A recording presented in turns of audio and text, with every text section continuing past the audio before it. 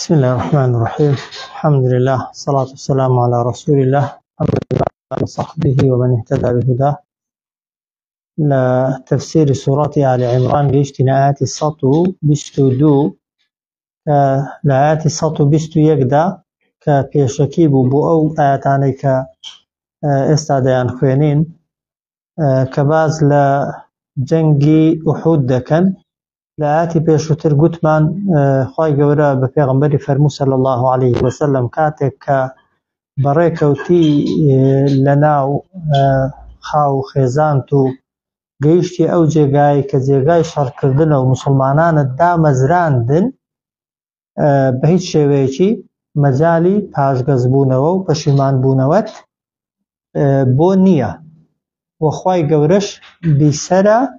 و ئاگاداری نیەتی دڵەکانیشتانە. ئەوە کاتی خۆی کە هەمومان دەزانین تەمان جەنگی ئوحود ساڵی سێمی کۆچی ڕوویداوە بە دوای جەنگی بەدردا هاتووە. جەنگی بەدر هەمومان دەزانین کە تێیدا موسڵمانان سەرکەوتن و بتپەرستەکان زەڕبەیەکی گەورەیان خوارد بەدەستی موسڵمانان و وعدیاندا بوو قەراریاندا بوو کە ساڵی دواتر لە ئوحود لەگەڵ موسڵمانان بە یەکتری بگەن و لەوێ تۆڵەی خۆیان بکەنەوە. پێغەمبەر صلی الله عليه وسلم کە خەریکی خۆ ئامادەکردن بوو هەندێک بۆچوون هەندێک پێشنیاری بۆ کران. یەک لە پێشنیارەکان ئەوە بوو دەیانگوتی پێغەمبەری خوا صلی الله عليه وسلم ئێمە با لە ناو مەدینەی نەچینە دەرێ لە ناو مەدینەیدا بمێنینەوە ئەگەر هاتن هەڵیان کوتای لەسەرێ با لە ناو مەدینەی دیفاع لە خۆمان بکەین. هەندێکی دیکەش دەیانگوت نا ئێمە ساڵی پار مەوعیدمان لەگەڵ داناون لە ئوحود ئەگەر نەچین و دەزانن طبعا یعنی نەوێراوین و هەروەها پاشان شەڕەکەی لە خۆمان دوور دەخەینەوە. ئەگەر ئەوان بێنە سەر مەدینەی شەڕەکە دێتە ناو ماڵ و منداڵ و ئاوەدانیەکانمان کەسمان پارێزراو نابی با بچینە ئوحود بۆی شەڕەکەی لە ناو ئاوەدانی دوور خەینەوە. دیارە پێغەمبەر صلی الله عليه وسلم وەکو ڕەئی خۆی وەکو ڕەئی شەخسی خۆی حەزی لێبوو لە ناو مەدینەیدا بمێننەوە و لە ناو مەدینەدا بەرگری بکەن. بەڵام دیارە دوای ئەوەی کە زۆرینە لەگەڵ ئەوەی دابوون کە لە مەدینە بچنە دەرێ پێغەمبەر صلی الله عليه وسلم وازی لە ڕەئی خۆی هێنا بە بۆچوونی زۆرینەی کرد. ئەو جار کە گەیشتنە ناو ئوحود هەندێک لەوانەی کە یەکەم جار ڕەئیان لەگەڵ پێغەمبەر نەبوو صلی الله عليه وسلم گوتیان ئەی پێغەمبەری خوا ئەگەر حەز دەکەی با بچینەوە لە ناو مەدینەیدا بەرگری بکەین و دیفاعکەین. جا خوا فەرمووی پێیان نە شتیوان نابێ وإذ غدوت من أهلك تبوئ المؤمنون ئەو ئاەتی پێشووترە ئەگەر هاتیە دەرێ لە ناو ماڵ و منداڵی خۆت و خۆت حازر کرد بۆ شەڕێ بە هیچ شێوەیەکی بۆ دنیا پاش پێز ببیەوە و پەشیمان ببیەوە واز لە یعنی شوێنی شەڕکردن و جەنگکردن بەجێ بێڵی. خوای گەورەش بیسەر و زانایە یعنی قسەکانتان دەبیستێ و ئاگاداری نیەتەکانیشتانە کێ بە نیەتی باش پێشنیاری باشی کردبێت ئەگەر موسڵمانان زەرەریشیان کردبێت هەر ئەجری بۆ دەنووسرێ و کەسێکیش بە نیەتی خراپ قسەی خراپی کردبێت بێگومان خوای گەورە بە پێی نیەتەکەی لەگەڵی دەکات. جا کاتێک کە گەیشتنە ئوحود ژمارەی موسڵمانان چەند کەس بوو؟ نزیکی 1000 کەسی بوو. عەبدوڵای کوڕی سەلول یەکێک بوو لەو کەسانەی کە هاتبوو لەگەڵ پێغەمبەری خوا صلی الله عليه وسلم بەڵام بە نیەتی خراپ کە گەیشتنە ئوحود و موسڵمانان دامەزران بۆ شەڕ و جەنگ. عەبدوڵای کوڕی سەلول لەگەڵ 300 کەسی بە ئاشکرا پاشەکشەی کرد و گەڕایەوە گوتی من لێرە شەڕێ ناکەم و مەجبور نیم لێرە خۆم بەکوژدەم. لە ناو سەحابەکاندا دوو تیرەی کە هەبوون کە موسڵمان بوون ئیماندار بوون خەریک بوو بەهۆی پاشەکشەی عەبدوڵای کوڕی سەلول و منافقەکان کە بەنو سەلەمە و بەنو حارثە بوون. بەشێک لە تیرەی بەنو سەلەمە بەشێکیش لە تیرەی بەنو حارثە خەریک بوو بە دوای عەبدوڵای کوڕی سەلول کەون و پێغەمبەر بەجێ بێڵن صلی الله عليه وسلم. بەڵام کاتێک پێغەمبەر صلی الله عليه وسلم ئامۆژگاری کردن گوێیان لە ئامۆژگاری پێغەمبەر گرت و بە قسەی پێغەمبەر گەڕانەوە و پاخوای گەورە پاراستنی لەوەی کە تووشی نیفاق و دووڕووی یان پشت هەڵکردن بن لە پێغەمبەری خوا و لە شەڕکردن و جیهادکردن لە پێناوی خوا. جا باسی ئەوەی دەکات لێرە دەفەرمێت ئید هەممەت طائفتانی، ئید یعنی کاتێک هەممەت نیازیان کرد طائفتانی دوو دەستە دوو کۆمەڵە منکم لە ئێوە ئەن تەفشەلا کە یعنی شکست بێن و بگەڕێنەوە و شوێنی شەڕکردنەکەی بەجێ بێڵن، بەڵام والله وەلیهما خوا بوو بە سەرپەرشتیکار و دۆستیان، خوای گەورە پشتیوانی لێکردن کە ترسنۆکی نەیانگرێ، پێغەمبەر بەجێ نەهێڵن صلی الله عليه وسلم و پشت لە جیهاد نەکەن، چونکە ئەوانە هەمویان گوناهی گەورە بوون، هەمویان تاوانی گەورە بوون، بەبێ گومانیش فەشەل و شکست ئەوەی کە ئینسان بێ ئەمری خوای بکات، بێ ئەمری پێغەمبەر بکات صلی الله عليه وسلم. وعلى الله هەر بەخوا فەلیەتەوەکەل با پشت ببەستن المؤمنون هەرچی خۆی بە ئیماندار دەزانێت و خۆی بە باوەڕدار دەزانێت، سەرکەوتن بە زۆری و بە کەمی نییە. ئێستا باسی دەکەین ئید هەممەت طائفتانی کاتێک نیازیان کرد و خەریک بوو نزیک بوو طائفتانی منکم دوو کۆمەڵە لە ئێوە دوو تیرە لە ئێوە ئەن تەفشەلا کە تووشی ترسنۆکی و شکست خواردن ببن و بگەڕێنەوە، بەڵام والله خوا وەلیهما فریان کەوت بوو بە دۆستیان بوو بە سەرخەریان بوو بە پشتیوانیان. ئەو جا دەفەرمێ وعلى الله هەر بەخوا فەلیەتەوەکەل با پشت ببەستن المؤمنون ئەوەی کە خۆی بە ئیماندار و بە باوەڕ دەزانێت. ئەو جار خوای گەورە پێشەوەی دەست بە جەنگی ئوحود بکرێ، خوای گەورە ئەو ئاەتانەی ناردنە خوار جەنگی بەدری بەبیر مسلمانان هێنایەوە، بۆی مسلمانان بزانن کە خوای گەورە جاری دیکە بە ژمارەی کەمتر مسلمانانی سەرخستووە. دەفەرمێ وەلەقەد نەسەڕەکم الله سوێن بەخوا و بەبێ گومانی نەسەڕەکم ئێوەی سەرخست خوا ببەدرین لە بەدر لە جەنگی بەدردا و ئەنتم لە کاتێکدا ئێوە ئەڤیلە لەو کاتەدا زۆر بێهێز و بێدەسەڵات و بێتوانا بوون، هەم ژمارەتان کەم بوو 315 تا 16 کەسی بوون و هەروەها مسلمانان لە بەدردا بۆ شەڕکردن نەهات بوون، بۆی چووبوون لە دەرە پێش بە کاروانێکی بەگرن کە سەک و سیلاحیان پێ نەبوو، بە ئاسانی بە حسابی خۆیان دەستیان بەسەردا دەگرت و دەگەڕانەوە، دەستکەوتێکی دنیاییان دەبوو دەچوونەوە مەدینەی، بەڵام قەدەری خوای گەورە نەوعێکی کە بوو کاروانەکەیان لە دەست چوو لەگەڵ سوپایەکی خۆ ئامادەکراوی زۆر لە خۆیان زیاتر ڕوبەڕوو بوونەوە، بەڵام خوای گەورە هەر سەری خستن. وەلەقەد سوێن بەخوا بە بێگومانی نەسەڕەکم ئێوەی سەرخست پشتیوانی لە ئێوە کرد خوا ببەدرین لە جەنگی بەدردا و ئەنتم لە کاتێکدا ئێوە ئەدیل ئەدیل یعنی زۆر بێهێز زۆر بێتوانا زۆر بێدەسەڵات بوون، بۆیە ئاگاتان لێی بێ فەتەقوا الله پارێزکاری لە فەرمانی خوا بکەن لەعەلەکم بە ئومێدی ئەوەی ئێوە تەشکوڕون ببنە کەسانێکی سوپاسگوزاری نیعمەتەکانی خوا بکەن، ئەو نیعمەتەی خواتان لەبیر نەچێتەوە، بە ژمارەیەکی کەم بە هێزێکی کەم بە چەک و ئەسلحە و وەسائلێکی شەڕی کەم توانیتان بەسەر سوپایەکی زۆر گەورەدا سەرکەون، 70 کەسیان لێ کوشتن 70 کەسیان بەدیل گرت و غەنیمەت و دەستکەوتێکی باشیشیان دەستکەوت، بەڵام لەبەر چی بوو سەرکەوتنەکە سڕی سەرکەوتنەکەیان چی بوو؟ بریتی بوو لە خۆیەکلاکردنەوەیان بۆ خوا گوێڕایاڵیکردنیان بۆ ئەمری پێغەمبەر صلی الله عليه وسلم. خوای گەورەش لێرە ئاگاداریان دەکاتەوە، یعنی ئاگادار بن هۆکاری سەرکەوتن تەقوایە، هۆکاری سەرکەوتن و هۆکاری هاتنی نەسری خوا و پشتیوانی خوا ملکەت بوونە بۆ ئەمری خوا بۆ ئەمری پێغەمبەر صلی الله عليه وسلم. دەنا هەمیشە مسلمانان بە درێژایی مێژوو زۆر بە کەمی نەبێ هەمیشە ژمارەیان لە کافرەکان کەمتر بووە و وەسائلی شەڕکردنیشیان لە کافران هەمیشە کەمترە، بەڵام قووەتی ئیمانداران لە چیدایە؟ لەو تەوەکوولەیدایە کە هەیانە بە خوای گەورە، لەو پابەندبوونیانە کە هەیانە بە ئەمری خوا و بە ئەمری پێغەمبەر صلی الله عليه وسلم کە خوا بە هێزێکی معنەوی پشتیوانیان دەکات و پشتگیریان دەکات ئەگەر لەگەڵ خوادا بێ. وەلەقەد نەسەڕەکم سوێن بەخوا سەری خستن ئێوە خوا ببەدرین لە جەنگی بەدر و ئەنتم لە کاتێکدا ئێوە ئەذیلە یعنی بێهێز و بێدەسەڵات و کەم بوون، فەتەقوا الله پارێزکاری لە فەرمانی خوا بکەن لەعەلەکم بە ئومێدی ئەوەی ئێوە تشكرون ببنە کەسانێکی سپاس گوزار، یعنی سپاسی خوا بکەن لەسەر ئەوەی کە خوای گەورە لە بەدر سەری خستون بۆی لێرەش سەرکەوتنتان پێ ببەخشێت، چونکە ئەگەر نیعمەت خوا لەگەڵی کردی شکرانت لەسەری کرد خوا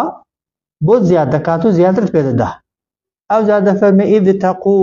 ئیذ تەقول بیر بکەوە لەو کاتەی، ئەو هەر باسی بەدرە جارێ، بەڵام لە ئوحود ئەو ئاتان هاتوونەتە خوارێ، باسەکە باسی بەدرە بەڵام کەی هاتوونەتە خوارێ لە ئوحود، ئەو کاتەی کە خەریک بووە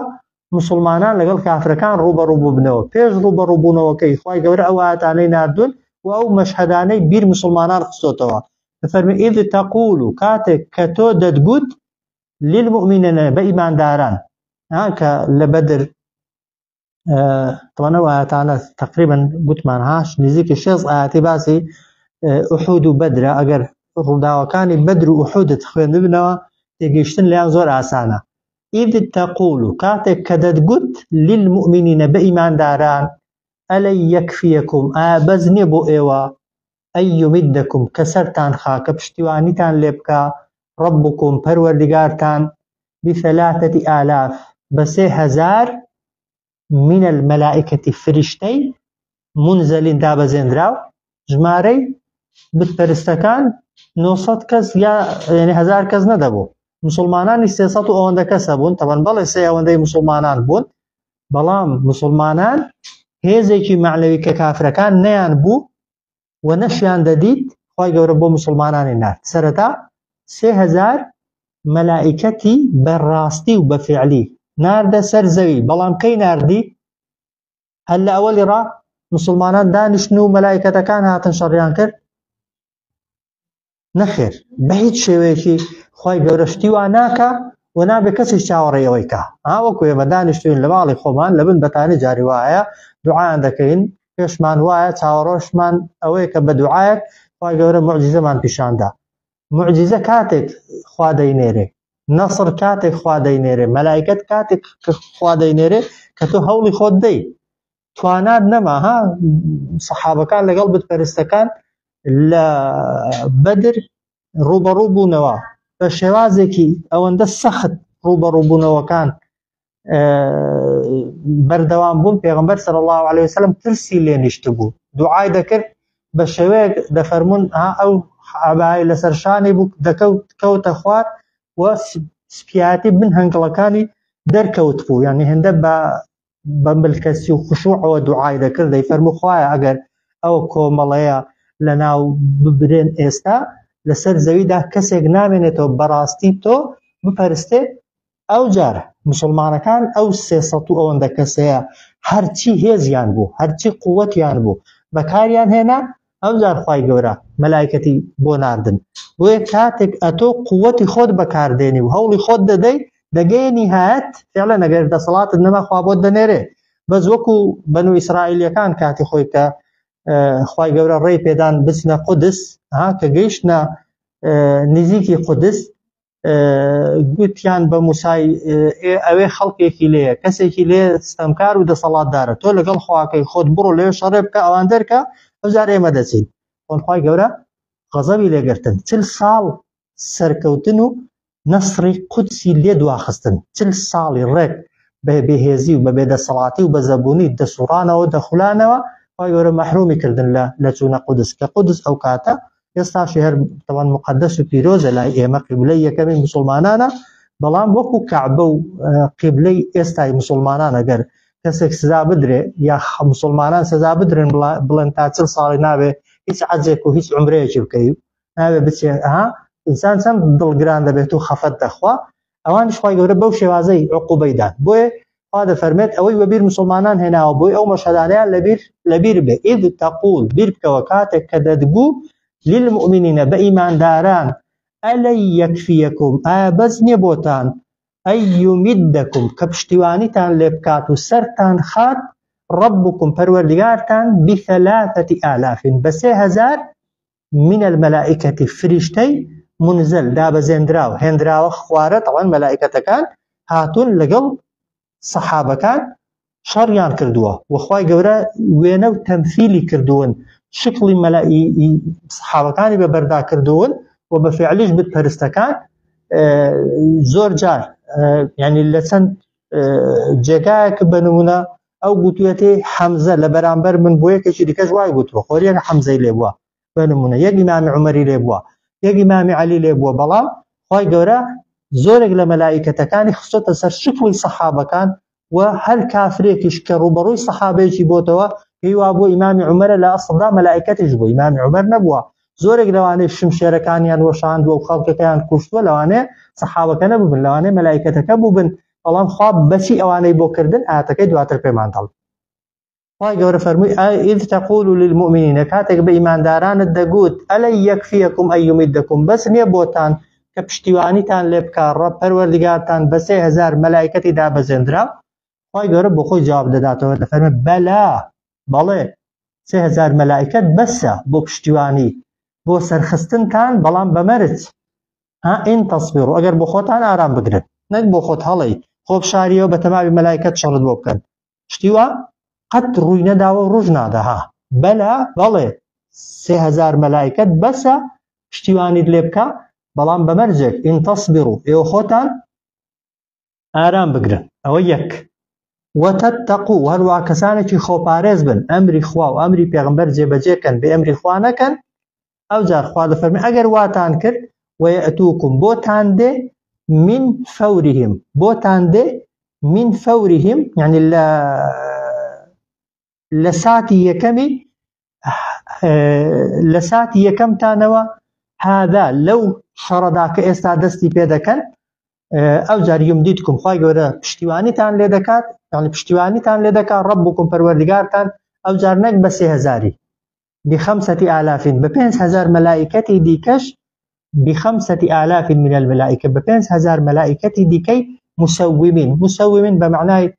یعنی ڕاهێنراو دێ یعنی تەدریب پێکراو کە مەلائیکەتەکان خواسیان پێ بڵێ ئەوە دەکەن بەڵام هاگەر بگوترێ سوپایەک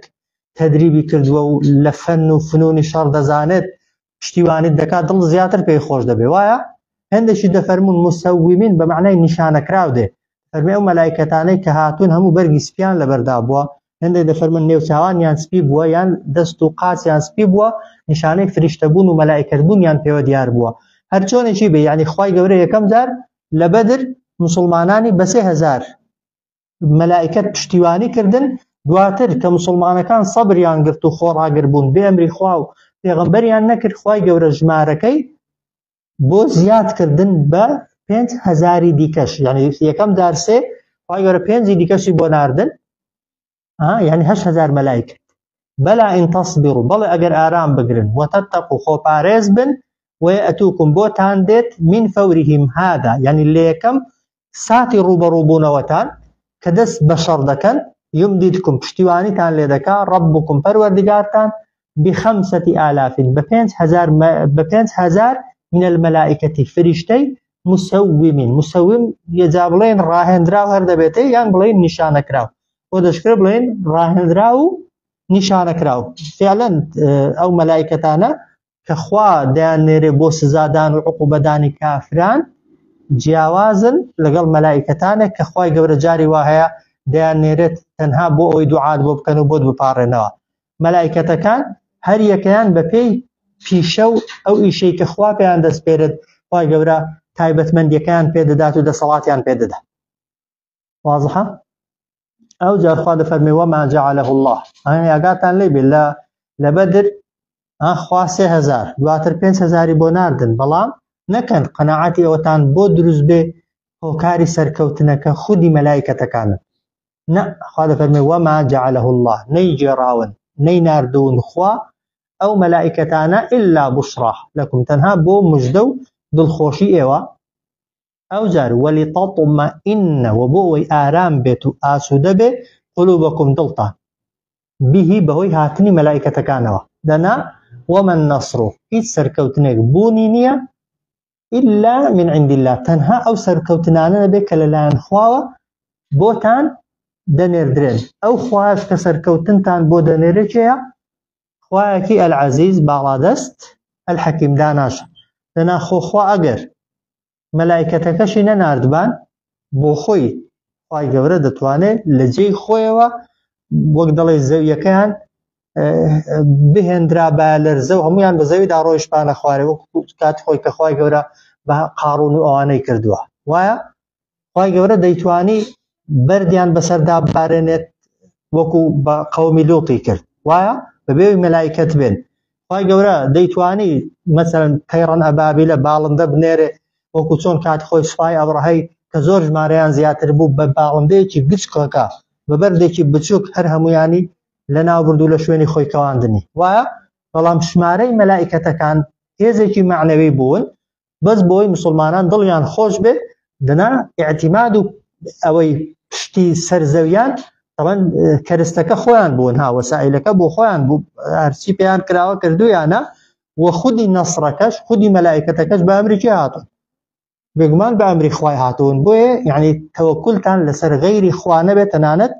لەسەر مەلایکەتەکانیش وما جعله الله نەی ناردوون خوا نەی جێراون خوا ئەو مەلایکەتانە ئیلا بوشڕا تەنها بۆ دڵخۆشی نەبێت لەکم بۆ ئێوە وەلی تەطمەئینە و بۆی ئارام بێت و ئاسوودە بێت قولوبکم دڵتان بیهی بەهاتنی مەلایکەتەکان ها ئەگەر بگوترێ مەلایکەتت لەگەڵدایە معنەویاتت بەهێزترە نەک مەلایکە دەگەر بڵێن شفایەک هات یارمەتیت داوایە چەکێکی تازەت بۆ هات ئەسلحەیەکی تازەت بۆ هات دڵت خۆشتر دەبێت لەنا وەمە نەسڕ خوا دەفەرمێ هیچ سەرکەوتنێک بوونی نییە إلا من عند الله تەنها ئەو سەرکەوتنانە نەبێت کە لەلایەن خواوە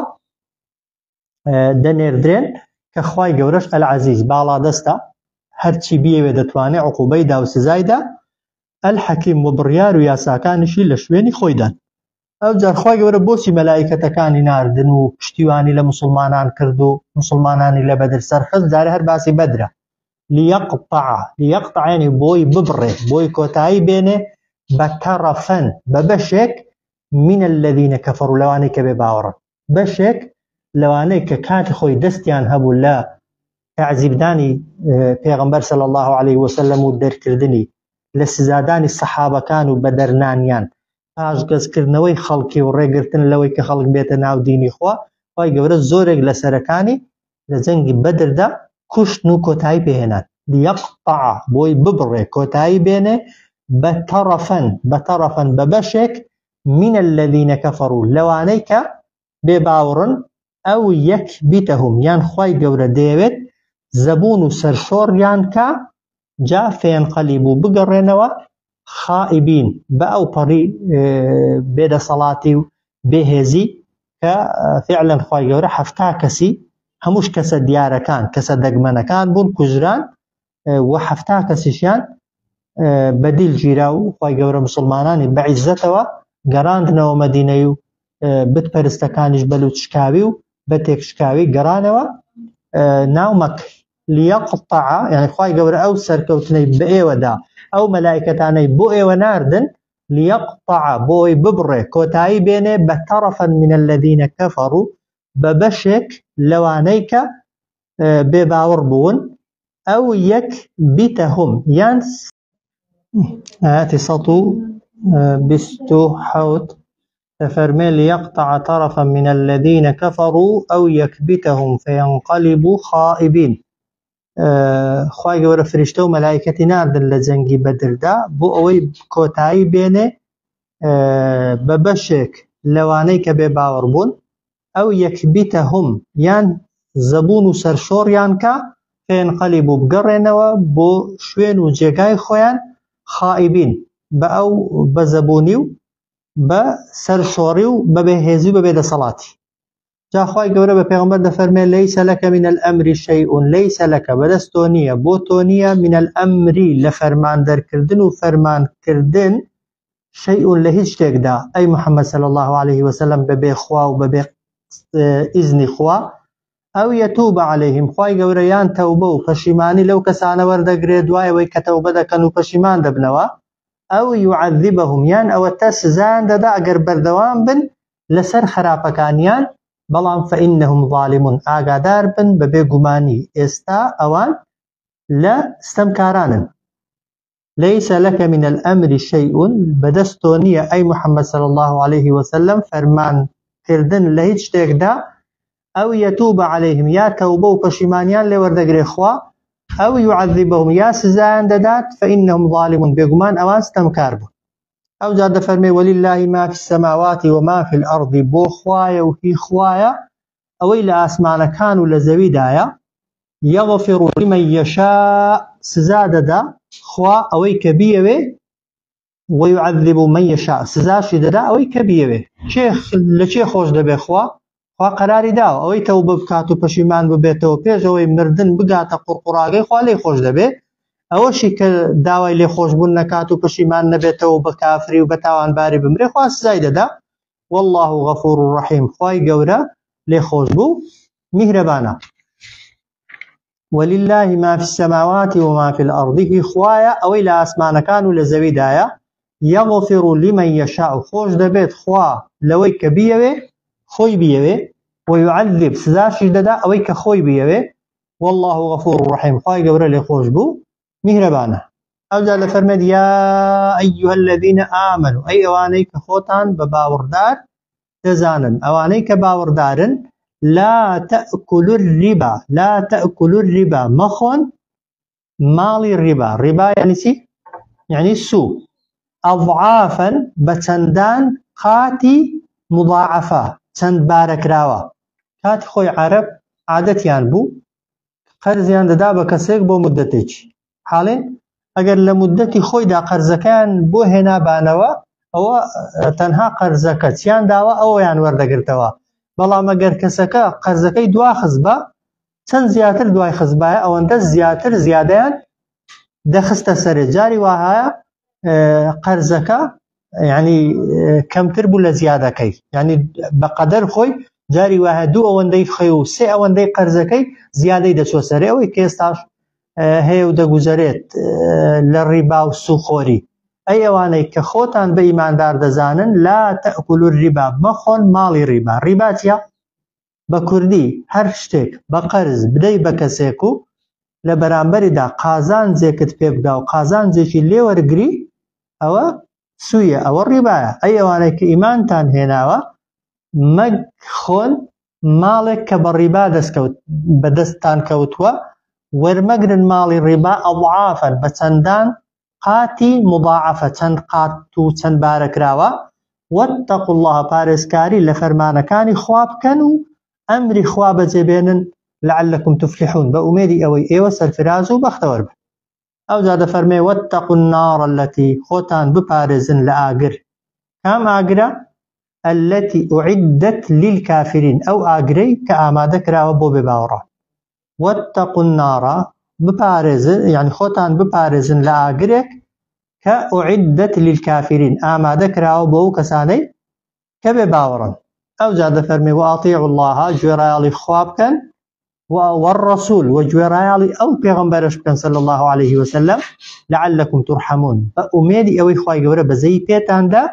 بيتوا بخصي خواو بخصي پیغمبري خواب كان صلى الله عليه وسلم لعلكم بدل نيايوا خواهي قورا بزي بأيوة دادتوا يان بو أوي خواهي قورا بزي بيتان دا بيتوا هو كاري بزي سببي بزي بخصي كردني خواو بخصي كردني پیغمبر صلى الله عليه وسلم سن